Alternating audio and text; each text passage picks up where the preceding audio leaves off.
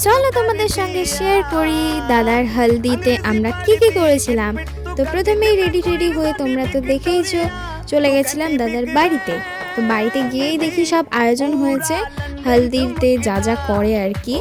তো এই যে একা একা দাঁড়িয়েছিলাম, আর এই যে আমার পিসের মশাই যিনি গত এখন আর নেই। তারপরে আয়োজনের জায়গায় গিয়ে দেখি ব্রাহ্মণ মশাই কী সব মানে যা যা লাগে সেই সব করছে। এই যে আমার আউটফিট, তোমরা অবশ্যই জানিও কেমন লাগছিল আমাকে। তো এইগুলো দেখছিলাম বসে বসে যে এইরকম। তারপরে ওদের শ্যুট হচ্ছিল মাঠে গিয়ে, আর এই যে নাচানাচি ঝুমুর নাচ না কি বলে এইসবই এসেছিলো। তারপরে সবাই মিলে গেছিলাম জল ভরাতে, সত্যিই খুব মজা হয়েছিল।